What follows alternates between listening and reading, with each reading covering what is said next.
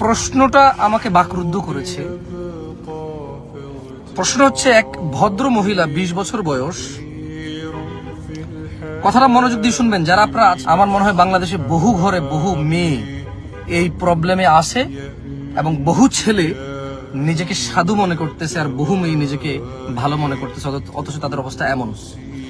যারা আছেন মনোযোগ দিয়ে শুনবেন, কেমন উল্টাপাল্টা কোনো প্রশ্ন করবেন না, লাইভের মধ্যে কোনো প্রশ্ন করবেন না, মনোযোগ দিয়ে কথাটুকু শোনেন, দেখেন আপনি অবাক হন কিনা। আমি অবাক হয়েছি। লিখলেন যে, আসসালামু আলাইকুম হুজুর, আমি একজন মেয়ে, আমার বয়স 20 বছর, আমি এখন স্টুডেন্ট। আমি একজন ছেলের সাথে কথা বলতাম, ওই ছেলে সৌদি থাকতো, আজকে 1 বছর হয়েছে আমরা বিয়ে করছি। কথাটা খেয়াল করবেন, পয়েন্ট টু বি নোটেড। আমি আবারও বলি, পয়েন্ট টু বি নোটেড। মেয়ে বলতেছে যে ওই ছেলের সাথে মেয়ের বিয়ে হয়েছে, কিন্তু কিভাবে বিয়ে হয়েছে দেখেন। বলে যে কিন্তু বিয়েতে কোনো সাক্ষী ছিল না। 1 নাম্বার পয়েন্ট, বিয়েতে কোনো সাক্ষী ছিল না। 2, কাজীও ছিল না। 2 number point to be noted. 3, উনি শুধু, মানে ওই ছেলে যে সৌদিতে থাকতো, সে শুধু কাবা শরীফে গিয়ে, মানে ওই ছেলে কাবায়, বাইতুল্লাহ, আল্লাহর ঘরে গিয়ে 2 রাকাত নামাজ পড়ে আল্লাহকে সাক্ষী করে বিয়ে করছে। চিন্তা করছে, 20 বছরের মেয়ে ইসলামে বিয়ের পদ্ধতি জানে না। প্রশ্নটা কিছুটা এমন হয়ে গেছে যে ফজরের 2 রাকাত নামাজে 3টা রুকু দিছে, 6টা সিজদা দিছে, অথবা ফজরের 2 রাকাত নামাজে রুকু ছাড়া সিজদা একটা দিয়ে কোনো বৈঠক টৈঠক না করে কেউ একজন নামাজ পড়ে ফেলছে। আপনার কাছে যতটা অবাক লাগবে এই প্রশ্ন আমার কাছে ততটা অবাক লাগছে। 20 বছরের যুবতী মেয়ে বলছে যে সৌদি এক ছেলের সাথে কথা বলতো, ওই ছেলে বিয়ে করছে কিভাবে? বাইতুল্লাহ, আল্লাহর ঘরে গিয়ে 2 রাকাত নামাজ পড়ে আল্লাহকে সাক্ষী রেখে যা করছে এটাকে নাকি বিয়ে বলে। আমি টাইটেল দিতে চাইছিলাম বহুবার যে বাইতুল্লাহকে সাক্ষী রেখে জিনা মানুষ হালাল মনে করে, কিন্তু পরে চিন্তা করলাম আবার এটা কেমন দেখায়, পরে আমি টাইটেলটা দেই নাই। আমি মনে হয় 10টা টাইটেল লিখছি এই লাইভে আসার আগে, একটা টাইটেল আমি দিতে পারিনি। শেষ পর্যন্ত আমি টাইটেল ছাড়া লাইভে আসছি, আমি নিরুপায় হয়ে।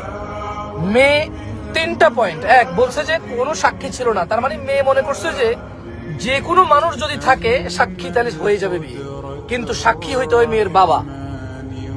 আমি আবারও বলি, মেয়ে একে তো সাক্ষী ছিল না, তার প্রশ্ন ছিল যে কোনো সাক্ষী ছিল না, তাইলে কোনো সাক্ষী থাকলেই তো হবে না, বাপ থাকতে হবে, বাপ।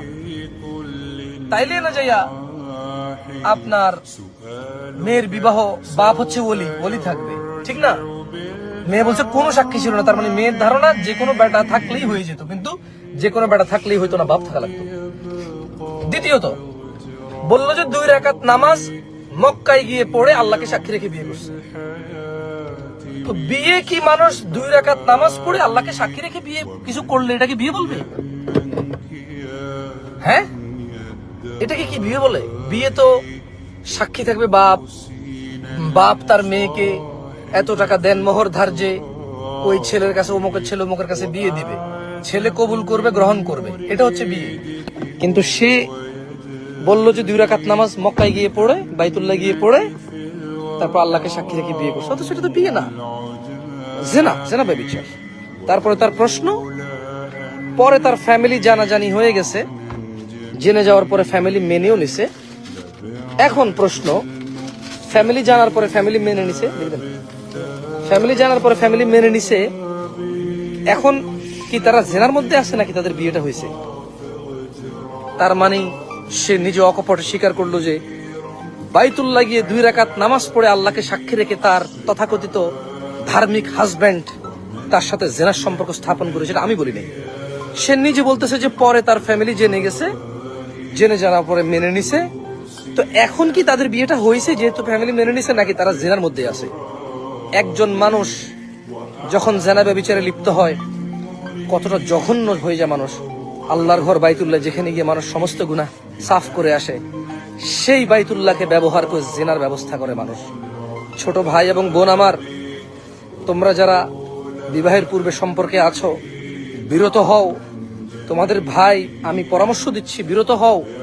অথবা তোমাকে এই জানা ব্যভিচার, এই বিবাহ বহির্ভূত সম্পর্ক, যেটাকে তুমি প্রেম বলো, তোমাকে এমন জায়গায় নিয়ে ছাড়বে, তুমি মৃত্যু তো দূরের কথা, তুমি জীবিত থাকা অবস্থায় তুমি আফসোসে একটা সময়, যদি কখনো তোমার হৃদয় আল্লাহর ভয় আসে, আলহামদুলিল্লাহ, তাইলে তুমি সেদিন বুঝবা যে তুমি কত বড় ভুলের মধ্যে ছিলা।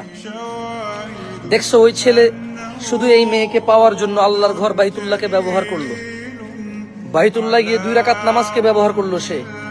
সে মহাপ্রতাপশালী, মহাপ্রজ্ঞাময়, পরাক্রমশালী রব্বুল আরশেল আযীম মানুষের প্রতিপালককে পর্যন্ত সে ব্যবহার করলো তার জেনা করার জন্য। সো তোমরা যারা বিবাহ পূর্বে বহির্ভূত সম্পর্কে আছো, বিবাহ, তোমরা এটাকে সিনেমা নাটক, তোমাদেরকে এটাকে প্রেম বলছে, তোমরা এটাকে প্রেম বলো। আমরা এখন এমন এক জঘন্য জীবনে আছি, যে জীবনে তুমি মায়ের পেটে বাচ্চাকে হত্যা করলে ডাক্তারি ভাষায় অ্যাবর্শন বলে ফেললে আর হত্যা মনে হয় না।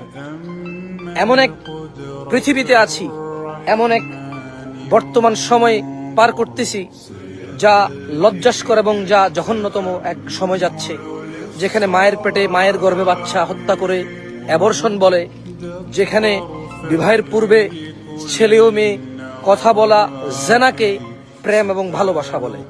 এমন এক বর্বর সময় পার করতেছি। জাহিলি যুগে এমন ছিল কিনা জানি না। জাহিলি যুগে মায়ের গর্ভে বাচ্চা হত্যা করতো না, কন্যা সন্তান হয়ে গেলে মেরে ফেলতো জীবিত হওয়ার পর, এবং তারা মনে করতো এটা হত্যা। কিন্তু আজকে মায়ের গর্ভে বাচ্চা হত্যা করে অ্যাবর্শনের নামে চালিয়ে দিচ্ছ তোমরা। বিরত হও ভাই আমার, বিরত হও। আর ইসলামে বিবাহর পদ্ধতি একটাই, মেয়ের বাবা মেয়েকে কোনো ছেলের কাছে বিয়ে দিবে। বাপ নাই, চাচা নাই, দাদা নাই, ভাই, এভাবে নিকটবর্তী একজন থাকতে আরেকজন চলবে না, প্রথম জন থাকতে দ্বিতীয়জন চলবে না।